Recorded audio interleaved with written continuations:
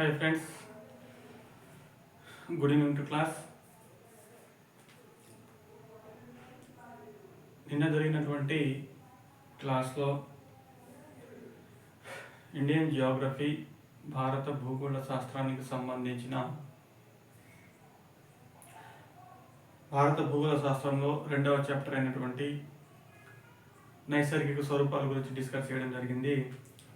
మరి ఈరోజు ఆల్టర్నేట్గా మనము క్లాస్ని అరేంజ్ చేసుకుందాం ఫ్రెండ్స్. నిన్న జాగ్రఫీ జరిగింది కాబట్టి ఈరోజు క్లాస్లో భారత రాజ్యాంగం మరియు రాజకీయ వ్యవస్థకు సంబంధించిన టాపిక్స్ను డిస్కస్ చేద్దాం. ఆల్టర్నేట్ జియోగ్రఫీ, పాలిటీ, అప్పుడప్పుడు మధ్యలో బడ్జెట్కు సంబంధించిన క్లాస్ కూడా చేయడం జరుగుతుంది ఫ్రెండ్స్. ఈ విషయాన్ని గుర్తుంచుకోవాలి. మరి ఇప్పటి వరకు భారత రాజ్యాంగం మరియు రాజకీయ వ్యవస్థలో భాగంగా పార్ట్ 1, పార్ట్ 2 భారత రాజ్యాంగంలో భాగాలలో part 1, part 2, part 3, part 4, part 4A. మొదటి భాగంలో 1 నుంచి 4 ఆర్టికల్ల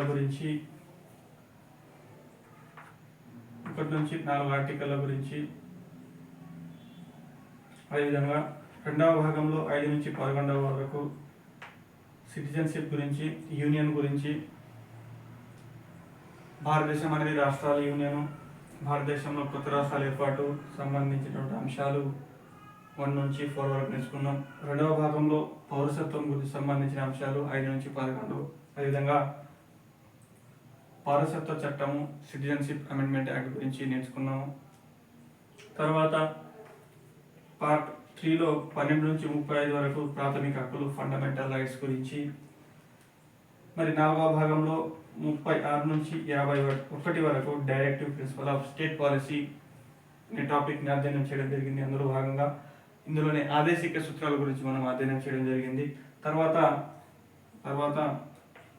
పార్ట్ 4Aలో మనము 51A గురించి ఫండమెంటల్ డ్యూటీస్ అనే టాపిక్ని అధ్యయనం చేయడం జరిగింది. ఇక్కడి వరకు పార్ట్ 4A వరకు మనము చాలా డీటెయిల్గా, క్లియర్గా ప్రతి అంశాన్ని మనము తెలుసుకునే ప్రయత్నం చేసినాం ఫ్రెండ్స్. మరి ఈరోజు పార్ట్ 5లో ఉన్నటువంటి ఆర్టికల్ 52 నుంచి 151 వరకు నేర్చుకునే ప్రయత్నం చేద్దాం డే బై డే. 52 నుంచి 151 నేర్చుకోవడానికి దాదాపు 100 ఆర్టికల్స్. సుమారు 10 నుంచి 15 క్లాసులు జరుగుతాయి ఫ్రెండ్స్. పార్లమెంట్ అంటే 52 నుంచి 151 ఆర్టికల్ నేర్చుకోవడానికి సుమారు 15 జరగవచ్చు, ఇంకా ఎక్కువ క్లాసులు కూడా జరిగే అవకాశం ఉంటుంది. కాబట్టి యావరేజ్గా 10 to 15 క్లాస్ 52 నుంచి 151కు సంబంధించినటువంటి ఆర్టికల్స్ అన్ని డిస్కస్ చేయడానికి సమయం పడుతుంది ఫ్రెండ్స్. మరి ఈ పార్ట్ 5లో ఉన్నటువంటి అంశాన్ని డిస్కస్ చేసే ముందు ఈ పార్ట్ 5 అంటే ఏంటిది, ఈ పార్ట్ 5లో ఉన్నటువంటి అంశాలు ఏంటిది అనేది మనం ఓవర్వ్యూ చేసుకునే ప్రయత్నం చేద్దాం. భారత రాజ్యాంగంలోని భాగం 5. పార్ట్ 5లో ముఖ్యంగా ఆర్టికల్ 52 నుంచి 151 వరకు పొందుపరచడం జరిగింది. 52 నుంచి 151 వరకు. మరి ఇందులో ముఖ్యంగా యూనియన్ గురించి నేర్చుకుంటాం. ఏంటిది యూనియన్ అంటే కేంద్రం గురించి నేర్చుకోవడం జరుగుతుంది. కేంద్ర ప్రభుత్వము,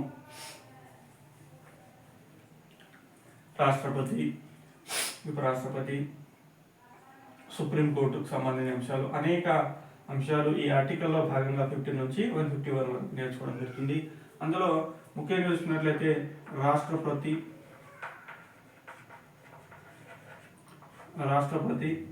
అదేవిధంగా లోకసభ, రాజ్యసభ,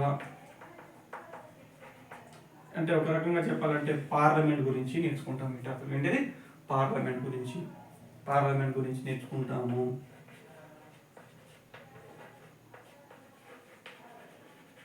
ఆర్టికల్ 79 ప్రకారము రాష్ట్రపతికి కూడా పార్లమెంట్లో అంతర్భాగం కాబట్టి రాష్ట్రపతిని కూడా మనం పార్లమెంట్లో ఒక భాగంగా పరిగణిస్తాము. ఇక్కడ రాష్ట్రపతి, లోక్సభ, రాజ్యసభ, దాంతోపాటుగా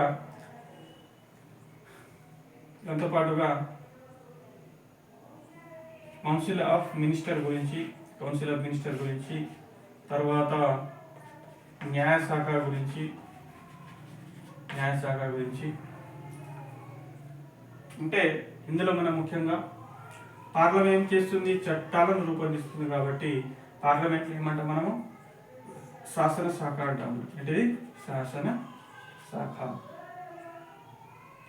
మరి ఇక్కడ కౌన్సిల్ ఆఫ్ మినిస్టర్ అంటాం. కౌన్సిల్ ఆఫ్ మినిస్టర్ అంటే శాసనాలను అమలు చేస్తుంది కాబట్టి ఏమంటామంటే ఇక్కడ కార్యనిర్వాహక శాఖ అంటాము. అంటే కార్యనిర్వాహక శాఖ. పార్లమెంట్ రూపొందించిన చట్టాలు, కార్యనిర్వాహక శాఖ అమలు చేస్తున్నటువంటి చట్టాలు మరి న్యాయబద్ధంగా ఉందా లేదా, హేతుబద్ధంగా ఉందా లేదా, ప్రాథమిక హక్కులకు అనుగుణంగా ఉందా లేదా అనే అంశాన్ని న్యాయ సమీక్ష చేసేది న్యాయశాఖ. కాబట్టి ఇందులో న్యాయశాఖ గురించి కూడా నేర్చుకుంటాం. ఓవరాల్గా చూసుకున్నట్లయితే పార్లమెంటు, కార్యనిర్వాహక శాఖ, న్యాయశాఖ, శాసనశాఖ, కార్యనిర్వాహక శాఖ, న్యాయశాఖ గురించి ఇందులో మనము ముఖ్యంగా నేర్చుకోవడం జరుగుతుంది. మరి న్యాయశాఖలో న్యాయమూర్తులు, ప్రధాన న్యాయమూర్తి, chief justice of India, other judges, మరి న్యాయమూర్తుల యొక్క అర్హతలు, పదవీ కాలము, తొలగింపు, ఇటువంటి అంశాలు న్యాయశాఖలో నేర్చుకుంటాము. మరి కార్యనిర్వాహక శాఖలో కౌన్సిల్ ఆఫ్ మినిస్టర్, మంత్రిమండలి యొక్క సభ్యుల సంఖ్య, మంత్రిమండలి యొక్క అధికారాలు, విధులు అనేది కార్యనిర్వాహక శాఖలో భాగంగా అధ్యయనం చేయడం జరుగుతుంది. తర్వాత పార్లమెంట్లో అనే శాసనశాఖలో ముఖ్యంగా లోక్సభ, రాజ్యసభ వస్తుంది కాబట్టి రాజ్యసభ, శాసనసభ, రాజ్యసభ, లోక్సభ సభ్యులు, వారి యొక్క కాలపరిమితి, అర్హతలు, ఇటువంటి అంశాలు. మరి ఇందులో లోక్సభ స్పీకరు, చైర్మన్, ఇటువంటి అంశాలన్నీ కూడా భాగం 5లో పార్ట్ 5లో ఆర్టికల్ 52 నుంచి 151 వరకు మనము నేర్చుకోవడం జరుగుతుంది. మరి ఈరోజు టాపిక్లో ఆర్టికల్ 52 నుంచి నేర్చుకునే ప్రయత్నం చేద్దాం. 52 నుంచి 53, 54. మరి 52 నుంచి నేర్చుకునే క్రమంలో మనకు ముఖ్యంగా 52 నుంచి రాష్ట్రపతికి సంబంధించినటువంటి అంశాలు ప్రారంభమవుతాయి. దీనికి సంబంధించి రాష్ట్రపతికి సంబంధించినటువంటి అంశాలు ప్రారంభమవుతాయి. ఇక్కడ ముఖ్యంగా 52 నుంచి 61కు సంబంధించిన ఆర్టికల్లు రాష్ట్రపతికి సంబంధించినటువంటి ముఖ్యమైన నిబంధనలు. ఎక్కడ నుంచి 52 నుంచి ఆర్టికల్ 52 నుంచి 61 వరకు. మరి ఇందులో ఒక్కొక్క నిబంధన, ఒక్కొక్క ఆర్టికల్ గురించి నేర్చుకునే క్రమంలో మనం ముఖ్యంగా 52 నుంచి స్టార్ట్ చేసే ప్రయత్నం చేద్దాం. మరి ఆర్టికల్ 52 భారతదేశానికి ఒక రాష్ట్రపతి ఉంటాడు.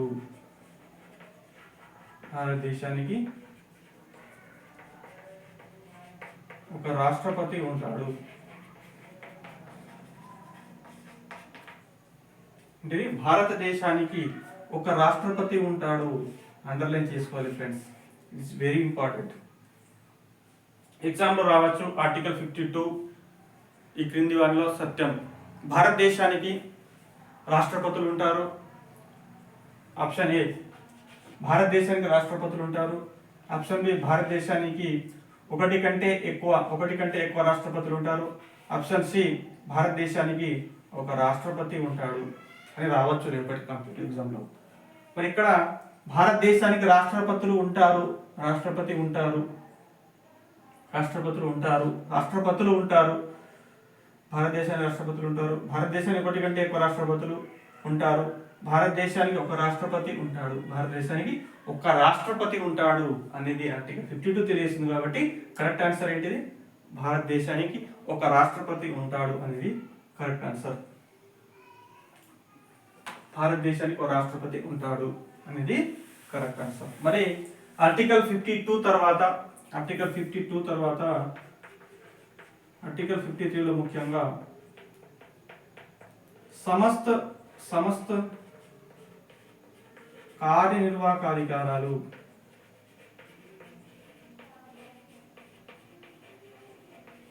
రాష్ట్రపతి పేరుతో జరుగుతాయి. రాష్ట్రపతి పేరుతో ఇది సమస్త కార్యనిర్వాహక అధికారాలు ఏంటిది సమస్త కార్యనిర్వాహక అధికారాలు ఎగ్జిక్యూటివ్ పవర్స్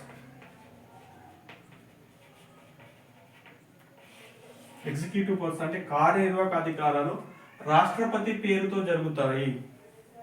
అంటే ఇక్కడ కేంద్ర ప్రభుత్వము కార్యనిర్వాహక అధికారాలు ఎవరి చేతిలో ఉంటుంది? కౌన్సిల్ ఆఫ్ మినిస్టర్ అంటే ఎవరు? కేంద్ర ప్రభుత్వము. కౌన్సిల్ ఆఫ్ మినిస్టర్ ఏమంటాము? కేంద్ర ప్రభుత్వం అంటారు. మరి కేంద్ర ప్రభుత్వం యొక్క కార్యనిర్వాహక అధికారాలు ఎవరి పేరుతో జరుగుతాయి? రాష్ట్రపతి పేరుతో జరుగుతాయి. అంటే ప్రభుత్వం చేపట్టేటటువంటి ఎటువంటి కార్యాలు కావచ్చు, అంటే ఇందులో ముఖ్య కార్యనిర్వాహక అధికారాలు ప్రభుత్వం చేపట్టేటటువంటి కార్యనిర్వాహక అధికారాలని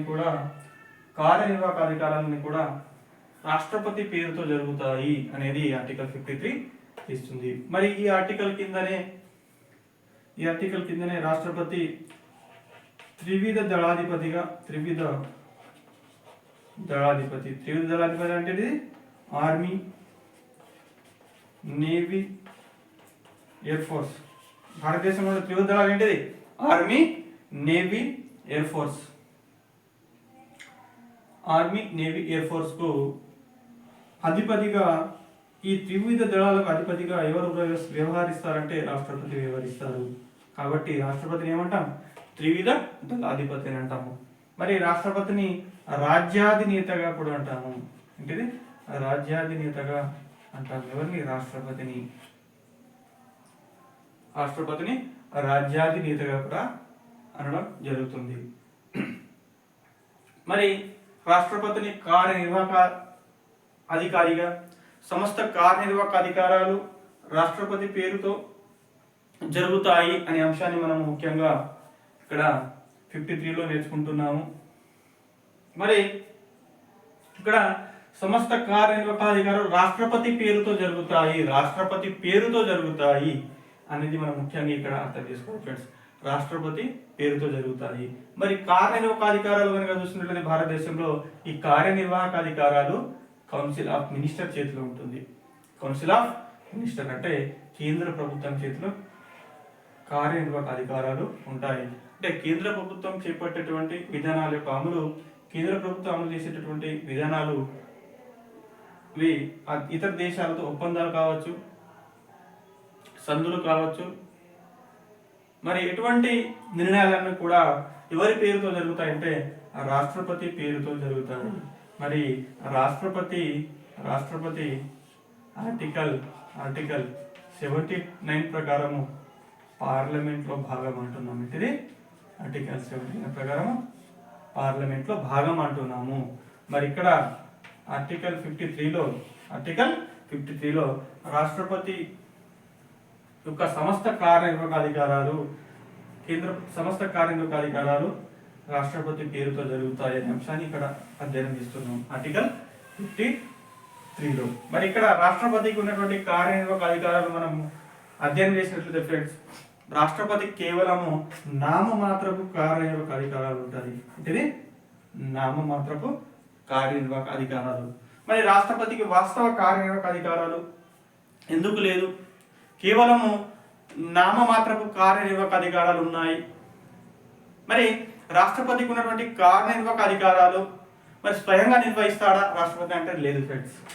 ఆర్టికల్ 74 ప్రకారము రాష్ట్రపతికి పరిపాలనలో సహాయ సహకారాలు అందించడానికి ప్రధానమంత్రి అధ్యక్షతన కౌన్సిల్ ఆఫ్ మినిస్టర్ ఉంటుంది. అంటే కౌన్సిల్ ఆఫ్ మినిస్టర్ ఉంటుంది.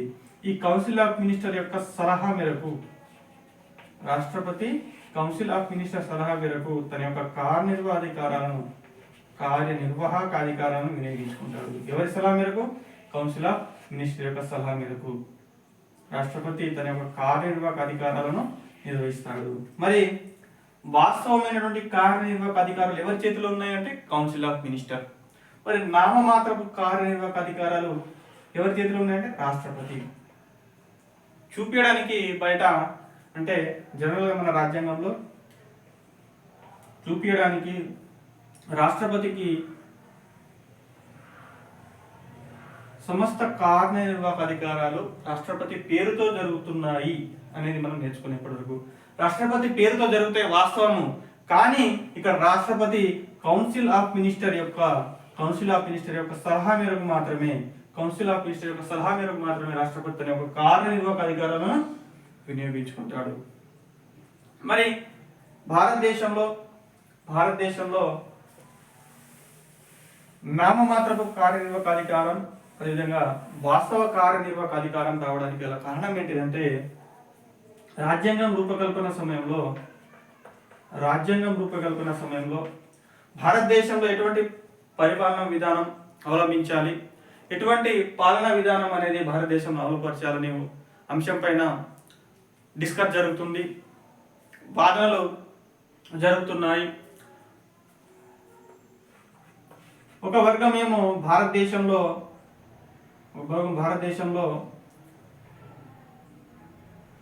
అధ్యక్షతర పాలనా విధానాన్ని అమలు చేయాలని పట్టుబడితే మరొక వర్గము పార్లమెంటరీ తరహా పాలనా విధానాన్ని భారతదేశంలో అమలు చేయాలని పట్టుబడింది. అంటే రెండు వర్గాల మధ్య వాదోపవాదనలు జరిగాయి. మరి అధ్యక్షతర విధానాన్ని ఎందుకు అమలు చేయాలని కోరుకుంటుందంటే ఇక్కడ అధ్యక్షతర విధానంలో ప్రభుత్వం మధ్య స్థిరత్వం ఉంటుంది. అధికారాల విభజన అనేది స్పష్టంగా జరుగుతుంది. శాసనశాఖ కార్యనిర్వాహక శాఖ మధ్య అధికారాల విభజన స్పష్టంగా జరుగుతుంది.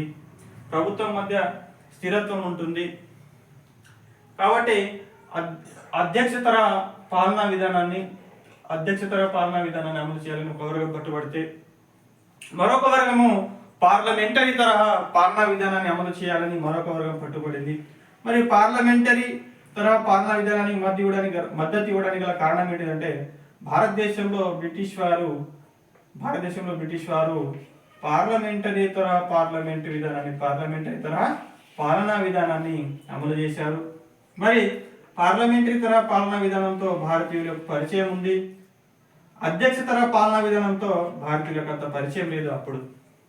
కానీ బ్రిటిష్ వారు భారతదేశంలో పార్లమెంటరీ తరహా పాలనా విధానాన్ని అమలు చేయడం వల్ల ఈ పార్లమెంటరీ తరహా పాలనా విధానం పట్ల భారతీయులకు పరిచయం ఉంది. అదేవిధంగా పార్లమెంటరీ తరహా పాలనా విధానంలో కౌన్సిల్ ఆఫ్ మినిస్టర్ అంటే ప్రభుత్వం అనేది లోకసభ నుంచి ఏర్పడుతుంది, అంటే శాసనసభ నుంచి ఏర్పడుతుంది. ఏంటిది? శాసనసభ నుంచి కార్యనిర్వాహక శాఖ ఏర్పడుతుంది. కాబట్టి ఈ కార్యనిర్వాహక శాఖ ఇది లోకసభకు బాధ్యత వహిస్తుంది. ఎవరికి? లోకసభకు బాధ్యత వహిస్తుంది. రేపటి రోజు ప్రభుత్వము ఎటువంటి తప్పుడు చర్యలు చేపట్టినప్పటికీ పార్లమెంట్లో ప్రభుత్వాన్ని ప్రశ్నించవచ్చు, పార్లమెంట్లో ప్రభుత్వాన్ని నిలదీయవచ్చు అనేది ఈ కాన్సెప్ట్ ముఖ్య ఉద్దేశము. పార్లమెంట్ తరహా పాలన విధానం ముఖ్య ఉద్దేశము. ఇక్కడ ప్రభుత్వం శాసనసభకు బాధ్యత వహిస్తుంది. ప్రభుత్వం విశ్వాసం కోల్పోతే ప్రభుత్వం పడిపోతుంది కూడా. కాబట్టి ప్రభుత్వానికి భయం ఉంటుంది. ప్రజల చేత ఎన్నుకోబడినటువంటి ప్రభుత్వానికి ప్రజల సంక్షేమం కోసము పనిచేయడానికి ఇక్కడ ప్రోత్సాహం లభిస్తుంది, ప్రేరణ లభిస్తుంది. మరి ఇక్కడ అధ్యక్షతర పాలనా విధానంలో శాసనశాఖ నుంచి కార్యనిర్వాహక శాఖ ఏర్పడదు. పరస్పరం బాధ్యత వహించరు. శాసనసభకు కార్యనిర్వాహక శాఖ బాధ్యత వహించదు. కేవలము ఇక్కడ వాస్తవ కార్యనిర్వాహక అధికారాలు మాత్రమే ఉంటాయి. వాస్తవ కార్యనిర్వాహక అధికారాలు మాత్రమే ఉంటాయి. కానీ భారతదేశంలో పార్లమెంటరీ తరహా పాలనా విధానంలో నామమాత్రపు కార్యనిర్వాహక విధానంతో పాటు కార్యనిర్వాహక అధికారంతో పాటు వాస్తవ కార్యనిర్వాహక శాఖ అధికారులు కూడా ఉంటాయి. మరి ఇక్కడ మనం నేర్చుకున్నాం, భారతదేశంలో పార్లమెంటరీ తరహా పాలనా విధానంలో లోకసభ నుంచి, శాసనశాఖ నుంచి కార్యనిర్వాహక శాఖ ఏర్పడుతుంది కాబట్టి కార్యనిర్వాహక శాఖకు ఎవరు అధ్యక్షత వహిస్తారు? ప్రధానమంత్రి అధ్యక్షత వహిస్తారు అనేది ముఖ్యాంశం ఈ టాపిక్ యొక్క. ఎందుకంటే ఈ కార్యనిర్వాహక శాఖ అనేది శాసనశాఖ నుంచి ఏర్పడుతుంది, లోకసభ నుంచి ఏర్పడుతుంది కాబట్టి ఈ కార్యనిర్వాహక శాఖ అనేది లోకసభకు బాధ్యత వహిస్తుంది. ఎందుకంటే భారతదేశంలో, ఆనాటి స్వతంత్ర భారతదేశంలో 1947లో ఆ కాలంలో భారతదేశంలో పేదరికం ఉంది, ఆకలి మరణాలు ఒకవైపు జరుగుతూ ఉన్నాయి, పేదరికం ఉంది, నిరుద్యోగం ఉంది, ఆ భద్రతా భావం ఉంది, ఫుడ్ ఇన్సెక్యూరిటీ ఉంది. ఇటువంటి ప్రతికూల పరిస్థితుల్లో భారతదేశంలో స్థిరత్వం కంటే బాధ్యత ముఖ్యము. ప్రభుత్వం అనేది ప్రజల పట్ల బాధ్యతాయుతంగా ఉండడానికి ఎక్కువ ప్రజలు, ఆనాటి రాజ్యాంగ నిర్మాతలు ఎక్కువ శ్రద్ధ వహించారు. మరి ఎందుకంటే భారతదేశం అప్పటికి పేదరికంతో ఉన్నటువంటి దేశము, వెనుకబడి ఉన్నటువంటి దేశము. మరి ఇటువంటి పరిస్థితుల్లో ప్రజల యొక్క సంక్షేమమే ముఖ్యము. ప్రజల సంక్షేమం కోసం ప్రభుత్వం అనేది ఎల్లవేళలా కృషి చేయాలి. కాబట్టి ఆనాటి రాజ్యాంగ నిర్మాతలు అధ్యక్ష తరహా పాలనా విధానం కంటే పార్లమెంటరీ తరహా పాలనా విధానానికి మొక్క చూపాలి. ఎందుకంటే పార్లమెంటరీ తరహా పాలనా విధానంలో కౌన్సిల్ ఆఫ్ మినిస్టర్ అనేది శాసనశాఖకు, లోకసభకు బాధ్యత వహిస్తుంది. అనేది పార్లమెంటరీ తరహా పాలనా విధానం యొక్క మెయిన్ ఆబ్జెక్టివ్. మరి ఆర్టికల్ 53 తర్వాత 54ను మనం అధ్యయనం చేసినట్లయితే ఇందులో ముఖ్యంగా రాష్ట్రపతి ఎన్నిక గురించి పేర్కొనడం జరిగింది. రాష్ట్రపతి ఎన్నిక గురించి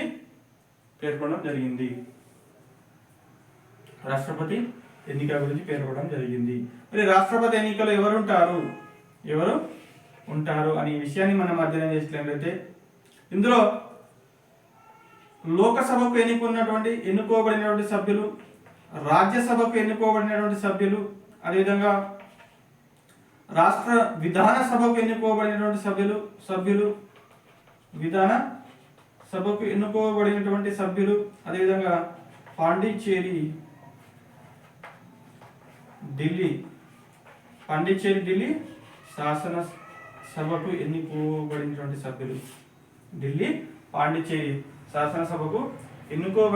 సభ్యులు రాష్ట్రపతి ఎన్నికల్లో పాల్గొంటారు. మరి రాష్ట్రపతి ఎన్నికల్లో పాల్గొనే వారిని ఏమంటారంటే ఎలక్టోరల్ కాలేజ్ అంటారు. ఏంటిది? ఎలక్టోరల్ కాలేజీ లేదా ఎన్నికల గణం అంటారు. ఇక్కడ ముఖ్యంగా రాష్ట్రపతి ఎన్నికలో ఎన్నుకోబడిన సభ్యులు లోకసభకు కావచ్చు, ఇటు రాజ్యసభకు కావచ్చు, ఇటు రాష్ట్రాల శాసనసభ కావచ్చు, ఢిల్లీ పాండిచేరి కేంద్ర పాలిత ప్రాంతాలైనటువంటి ఢిల్లీ పాండిచేరిలో శాసనసభకు ఎన్నికబడినటువంటి సభ్యులు కూడా రాష్ట్రపతి ఎన్నికల్లో పాల్గొంటారు. మరి ఇటీవల జమ్మూ కాశ్మీర్ కూడా శాసనసభ ఏర్పాటు చేయడం జరిగింది. జమ్మూ కాశ్మీర్ కేంద్ర పాలిత ప్రాంతం అయినప్పటికీ ఇక్కడ శాసనసభ ఉంది కాబట్టి రాష్ట్రపతి ఎన్నికల్లో పోటీ చేయడానికి అర్హత ఉంది. కానీ రాష్ట్రపతి ఎన్నికల్లో జమ్మూ కాశ్మీర్ శాసనసభ్యులు పాల్గొనాలంటే రాజ్యాంగ సవరణ జరగాలి. ఎందుకంటే ఢిల్లీ పాండిచేరి కేంద్ర పాలిత ప్రాంతాలకు చెందినటువంటి ఎన్నుకోబడిన సభ్యులకు 70వ రాజ్యాంగ సవరణ 1992వ సంవత్సరంలో 70వ రాజ్యాంగ సవరణ 1992వ సంవత్సరంలో ఢిల్లీ, పాండిచేరి కేంద్రపాలిత ప్రాంతాలకు ఎన్నుకోబడినటువంటి సభ్యులకు రాష్ట్రపతి ఎన్నికల్లో పోటీ చేయడానికి రాష్ట్రపతి ఎన్నికల్లో పాల్గొనడానికి అర్హత కల్పించడం జరిగింది. కాబట్టి ఇప్పుడు కూడా జమ్మూ కాశ్మీర్ శాసనసభకు ఎన్నుకోబడినటువంటి సభ్యులు ఎన్నికైన సభ్యులు జమ్మూ కాశ్మీర్ శాసనసభకు ఎన్నికైన సభ్యులు రాష్ట్రపతి ఎన్నికల్లో పోటీ చేయాలంటే రాజ్యాంగ సవరణ చేయవలసి ఉంటుంది. కాబట్టి ఇప్పటి వరకు రాజ్యాంగ సవరణ చేయలేదు. కాబట్టి జమ్మూ కాశ్మీర్ రాష్ట్రానికి చెందినటువంటి జమ్మూ కాశ్మీర్ కేంద్ర పాలిత ప్రాంతానికి చెందినటువంటి ఆ కేంద్ర పాలిత ప్రాంతం యొక్క శాసనసభ్యులు రాష్ట్రపతి ఎన్నికల్లో ప్రస్తుతము పాల్గొనలేదు. మరి రాష్ట్రపతి ఎన్నికలు ఎవరు పాల్గొనరు అంటే నామినేటెడ్ సభ్యులు పాల్గొనరు. ఒకటి లోకసభకు నామినేట్ చేయబడి ఇద్దరు ఆంగ్లో ఇండియన్లు. ఇప్పుడు ఆంగ్లో ఇండియన్ అనే ప్రతిపాదన రాజ్యాంగం నుంచి తొలగించబడింది కాబట్టి వీరి యొక్క ప్రాముఖ్యత లేదు. మరి రాజ్యసభకు నామినేట్ చేయబడే 12 మంది సభ్యులు రాష్ట్రపతి ఎన్నికల్లో పాల్గొన్నారు. అదేవిధంగా రాష్ట్రాల విధానసభకు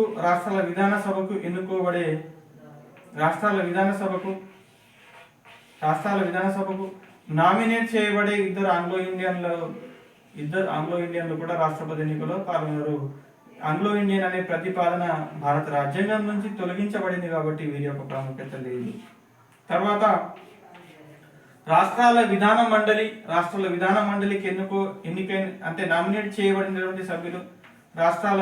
మండలికి నామినేట్ చేయబడినటువంటి సభ్యులు కూడా రాష్ట్రపతి ఎన్నికల్లో పాల్గొన్నారు. అంటే ముఖ్యంగా నామినేటెడ్ చేయబడినటువంటి సభ్యులు రాష్ట్రపతి ఎన్నికల్లో పాల్గొన్నారు. వాళ్ళు లోక్సభకు చెందిన ఇద్దరు ఆంగ్లో ఇండియన్లకు, విధాన సభకు చెందినటువంటి ఇద్దరు ఆంగ్లో ఇండియన్లకు రాష్ట్రపతి ఎన్నికల్లో పోటీ చేయడానికి అర్హత లేదు. ప్రస్తుతము ఆంగ్లో ఇండియన్ అనే ప్రతిపాదన భారత రాజ్యాంగం నుంచి తొలగించడం జరిగింది కాబట్టి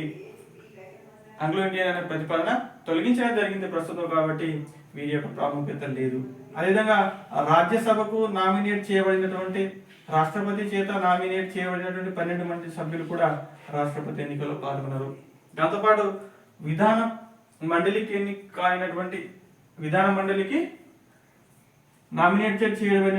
నామినేట్ అయినటువంటి సభ్యులు కూడా రాష్ట్రపతి ఎన్నికల్లో పాల్గొన్నారు. ముఖ్యంగా ఎవరు పాల్గొంటారంటే ఎన్నికైన సభ్యులు పాల్గొంటారు. ఇటు రాష్ట్రాల్లో కావచ్చు, ఇటు కేంద్రంలో కావచ్చు. ఎన్నికైన సభ్యులు పాల్గొంటారు, నామినేట్ చేయబడిన సభ్యులు పాల్గొనరు. ఇది అర్థం చేసుకోండి ఫ్రెండ్స్. తర్వాత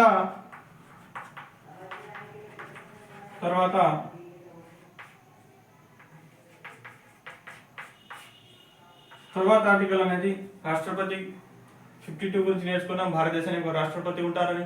53లో కార్యనిర్వాహక అధికారాలు రాష్ట్రపతి పేరుతో నిర్వహించడం జరుగుతుందని చెప్పుకున్నాం. మరి భారతదేశంలో 2 కార్యనిర్వాహక అధికారాలు ఉంటాయి. ఒకటి వాస్తవ కార్యనిర్వాహక అధికారాలు ప్రధానమంత్రి అధ్యక్షతన కౌన్సిల్ ఆఫ్ మినిస్టర్ చేతిలో ఉంటుంది. నామమాత్రపు కార్యనిర్వాహక అధికారాలు రాష్ట్రపతి చేతిలో ఉంటుంది. ఎందుకంటే రాష్ట్రపతి కౌన్సిల్ ఆఫ్ మినిస్టర్ యొక్క సలహా మేరకు విధులను నిర్వహిస్తాడు కాబట్టి రాష్ట్రపతికి నామమాత్రపు కార్యనిర్వాహక అధికారాలు ఉంటాయి. ఇది పార్లమెంటరీ తరహా పాలనా విధానం యొక్క ముఖ్య లక్షణము. ఇందులో పార్లమెంటరీ తరహా పాలనా విధానంలో నామమాత్రపు కార్యనిర్వాహక అధికారం అని, వాస్తవ కార్యనిర్వాహక అధికారం అని 2 రకాలైనటువంటి అధికారాలు ఉంటాయి. తర్వాత 54లో ముఖ్యంగా రాష్ట్రపతి ఎన్నిక గురించి నేర్చుకున్నాం. రాష్ట్రపతి ఎన్నిక పాల్గొనే సభ్యుల గురించి నేర్చుకున్నాం. ఆర్టికల్ 55లో రాష్ట్రపతి ఎన్నిక పద్ధతి,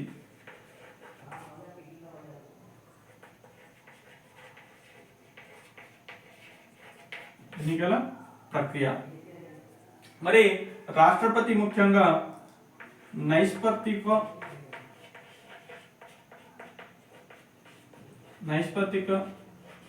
ప్రాతినిధ్య ప్రతిపాదికపై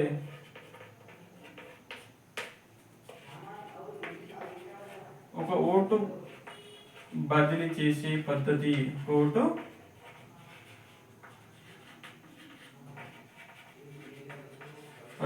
ఏంటిది? నైష్పత్తిక ప్రాతినిధ్య ప్రతిపాదికపై ఒక ఓటు బదిలీ చేసే పద్ధతి. ఈ పద్ధతి ద్వారా రాష్ట్రపతి ఎన్నిక జరుగుతుంది. దీన్ని ఇంగ్లీష్లో ఏమంటారంటే proportional representative single vote transferable. Proportional representative నైష్పత్తిక ప్రాతినిధ్యం, సింగిల్ ఓట్ అంటే ఒక ఓటు, ట్రాన్స్ఫరబుల్ బదిలీ. ముఖ్యంగా proportional representative by single vote transferable. Proportional representative by single vote transferable అనే పద్ధతి ద్వారా నైష్పత్తిక ప్రాతినిధ్య ప్రతిపాదికపై ఒక ఓటు బదిలీ చేసే పద్ధతి ద్వారా విధానం ద్వారా రాష్ట్రపతి ఎన్నిక జరుగుతుంది. మరి రాష్ట్రపతి ఎన్నికల్లో ముఖ్యంగా 2 సూత్రాలను అమలు చేయడం జరుగుతుంది, 2 సూత్రాలను పాటించడం జరుగుతుంది. ఒకటి ఏకరూపతా సూత్రము, అంటే ఏకరూపతా సూత్రము, రెండవది సామ్యతా సూత్రము. ఏకరూపతా సూత్రం అంటే రాష్ట్రపతి ఎన్నికల్లో పోటీ చేసే, అంటే రాష్ట్రపతి ఎన్నికల్లో పాల్గొనేటటువంటి, రాష్ట్రపతి ఎన్నికల్లో ఓటు వేసే సభ్యుల మధ్య ఏకరూపతను స్థాపించడానికి ముఖ్యంగా ఈ సూత్రాన్ని పాటించడం జరుగుతుంది. దాన్ని ఏమంటారంటే ఏకరూపతా సూత్రము. ఈ సూత్రం ప్రకారము రాష్ట్ర జనాభాపై శాసనసభ్యుల సంఖ్య ఇంటూ 1/1000. ఇది ఎమ్మెల్యే యొక్క ఓటు విలువ. అంటే ఎమ్మెల్యే ఓటు విలువ ఏంటిది? రాష్ట్ర జనాభాపై శాసనసభ్యుల సంఖ్య ఇంటూ 1/1000. మరి ఇక్కడ ఏ అనే రాష్ట్రం తీసుకుందాం, మరొకటి బి అనే రాష్ట్రం తీసుకుందాం. ఏ అనే రాష్ట్రం యొక్క జనాభా ఎగ్జాంపుల్ గా 100 అనుకోండి. ఏ అనే రాష్ట్రం యొక్క జనాభా 100 అనుకోండి. మరి ఆ రాష్ట్రంలో శాసనసభ్యుల సంఖ్యను 5 అనుకోండి. దీనిని 1/1000 చేస్తే ఆ రాష్ట్రానికి సంబంధించినటువంటి ఎమ్మెల్యేల ఓటు విలువ వస్తుంది. మరి క్యాన్సల్ చేస్తే 20 కు 20 క్యాన్సల్, 20 క్యాన్సల్ అవుతుంది. అదేవిధంగా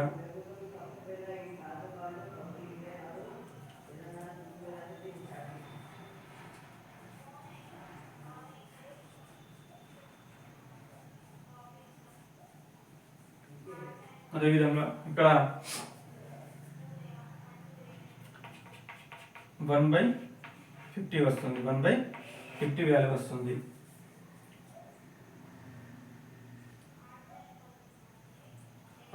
వస్తుందా? రైట్.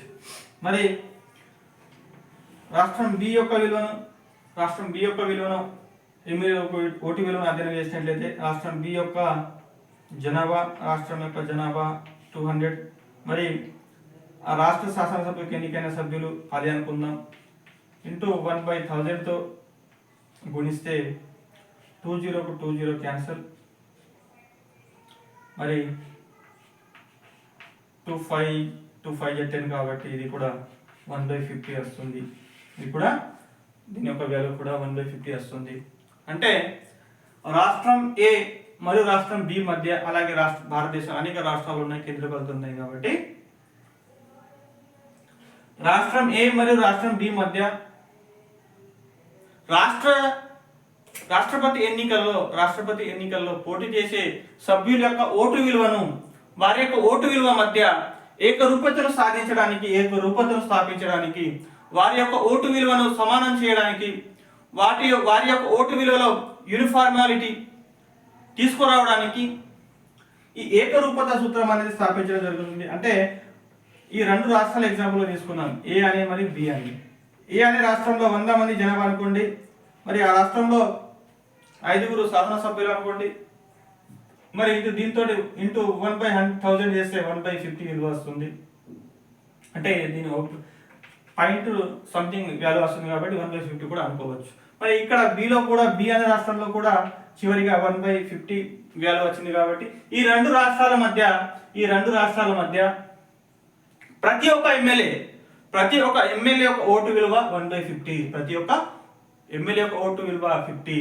ఏ అనే రాష్ట్రంలో కూడా ఒక ఎమ్మెల్యే యొక్క ఓటు విలువ ఎన్నికైనటువంటి శాసనసభ్యుని విలువ 1/50. అదేవిధంగా బి అనే రాష్ట్రంలో కూడా ఆ రాష్ట్ర శాసనసభకు ఎన్నికైనటువంటి శాసనసభ్యుని అంటే ఎమ్మెల్యేల ఓటు విలువ కూడా 1/50. అంటే ఇక్కడ రాష్ట్రాల మధ్య సమానత్వాన్ని స్థాపించడానికి రాష్ట్రపతి ఎన్నికలలో పోటీ చేసేటటువంటి సభ్యులు అంటే రాష్ట్రపతి ఎన్నికల్లో పాల్గొనే సభ్యులు, రాష్ట్రపతి ఎన్నికల్లో ఓటు వేసే సభ్యుల మధ్య సారూప్యతను ఏకరూపతను స్థాపించడానికి ఈ ఏకరూపత సూత్రం పాటించడం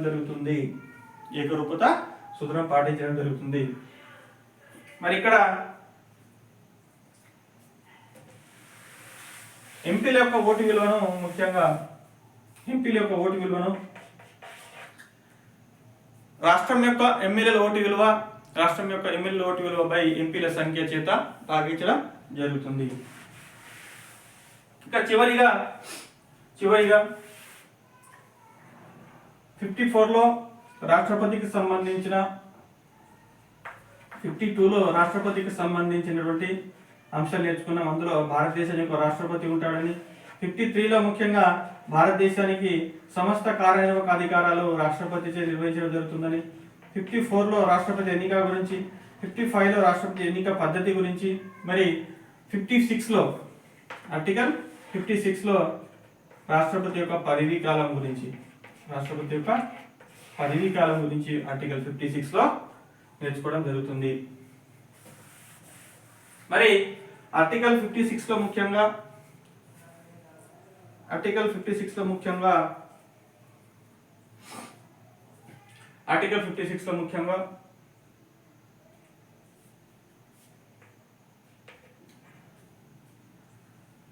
పదవీ కాలం గురించి పేర్కొనడం జరిగింది. ఎవరి పదవీ కాలము? రాష్ట్రపతి యొక్క పదవీ కాలము.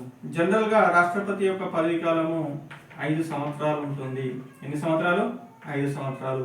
5 సంవత్సరాలు పదవీ కాలం ముగియక ముందే రాష్ట్రపతి రాజీనామా చేయాలంటే రాష్ట్రపతి ఉపరాష్ట్రపతికి లేఖ రాయడం జరుగుతుంది. ఈ ఉపరాష్ట్రపతి భారతదేశంలో ఉన్న ఉపరాష్ట్రపతి రాష్ట్రపతి యొక్క రాజీనామా లేఖను స్పీకర్కు అందజేయాలి. ఎవరికి అందజేయాలి? స్పీకర్కి అందజేయాలి. మరి రాష్ట్రపతి పదవీ కాలం పూర్తయినప్పటికీ 5 సంవత్సరాలు పూర్తిగా నిండినప్పటికీ కొత్త రాష్ట్రపతి వచ్చే వరకు తన యొక్క రాష్ట్రపతి వారసుడు నూతన రాష్ట్రపతి అధికారంలోకి వచ్చేసరికి నూతన రాష్ట్రపతి ఎన్నిక జరిగి అధికారంలోకి వచ్చే వరకు బాధ్యత తీసుకునే వరకు రాష్ట్రపతి పదవీ కాలం ముగిసినప్పటికీ తన యొక్క పదవీ కాలం అనేది కొనసాగుతూ ఉంటుంది. రాష్ట్రపతి యొక్క పదవీ కాలం కొనసాగుతూ ఉంటుంది. అంటే 5 సంవత్సరాల కంటే ఎక్కువ కాలం కూడా రాష్ట్రపతి పదవిని గ్రహించవచ్చు కొన్ని ప్రతికూల పరిస్థితులలో. అదేవిధంగా ఆర్టికల్ 56 తర్వాత ఆర్టికల్ 57లో రాష్ట్రపతి పునరెన్నిక గురించి అంటే రాష్ట్రపతి తిరిగి ఎన్నిక కావచ్చు అనేది ఇక్కడ ఆర్టికల్ 57లో పొందుపరచడం జరిగింది. రాష్ట్రపతి యొక్క తిరిగి పునరెన్నిక గురించి పొందుపరచడం జరిగింది. మరి ఆర్టికల్ 58లో రాష్ట్రపతికి ఎన్నిక కావడానికి అర్హతలు ఆర్టికల్ 58లో పొందుపరచడం జరిగింది. ఆర్టికల్ 58 ప్రకారం రాష్ట్రపతిగా ఎన్నిక కావడానికి ముఖ్యంగా ఆ వ్యక్తికి 35 సంవత్సరాలు నిండి ఉండాలి, భారత పౌరుడై ఉండాలి. అదేవిధంగా లోకసభకు ఎన్నిక కావడానికి ఉండవలసిన అర్హతలన్నీ కూడా రాష్ట్రపతికి ఉండాలి. అదేవిధంగా లాభదాయక పదవిలో ఉండరాదు, అంటే లాభదాయక పదవిలో ఉండరాదు.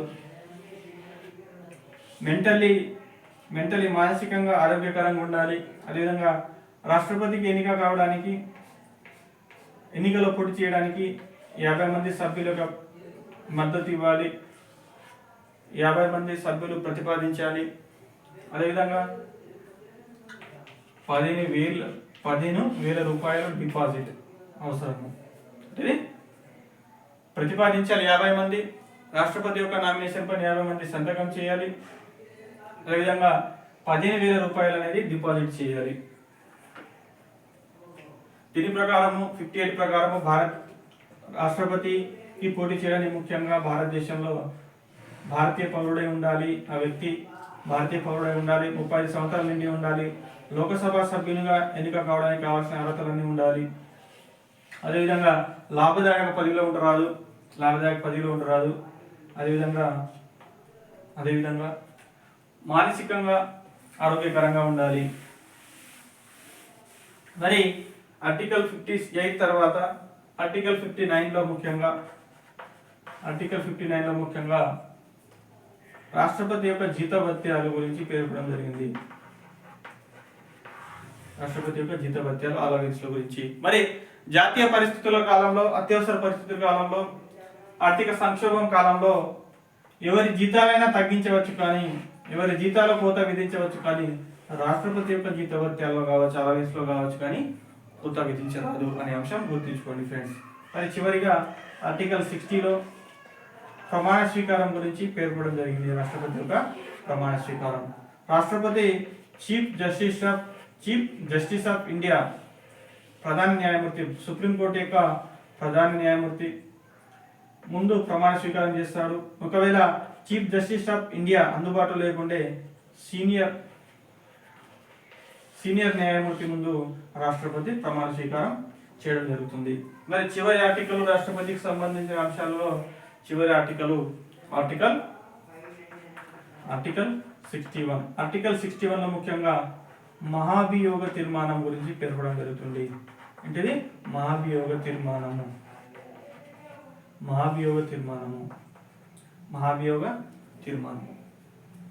దేని ఆధారంగా ప్రవేశపెట్టడం జరుగుతుందంటే రాజ్యాంగ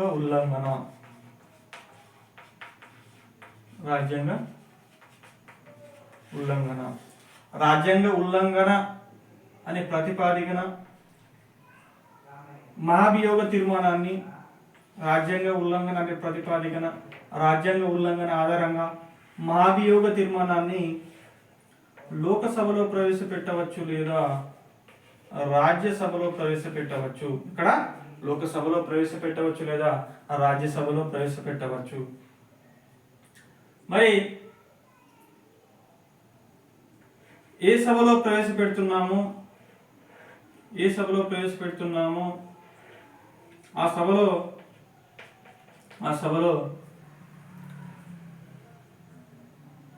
మొత్తం సభ్యులలో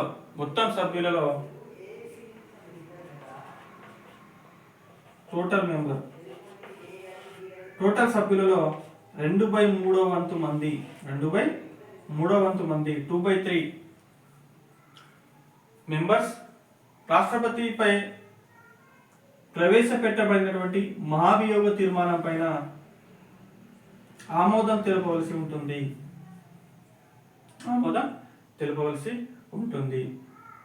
మరొకవేళ లోకసభలో ప్రవేశపెట్టడం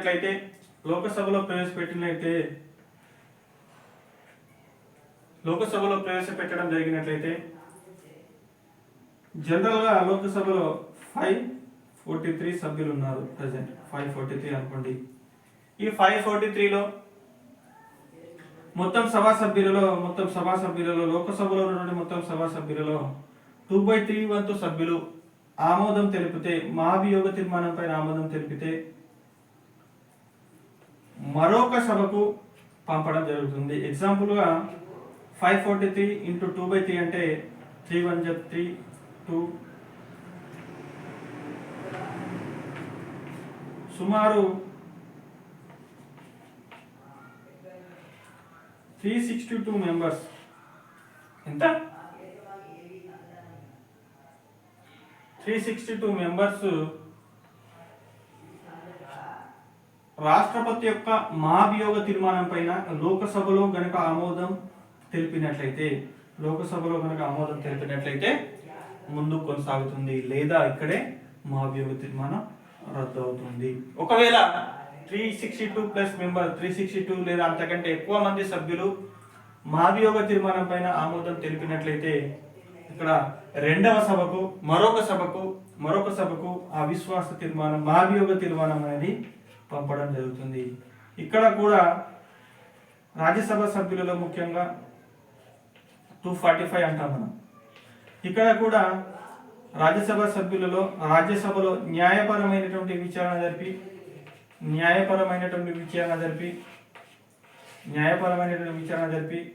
రాజ్యసభలో కూడా సభ్యులు 2/3 మెజారిటీతో ఆమోదిస్తే 2/3 అంటే ఎంత?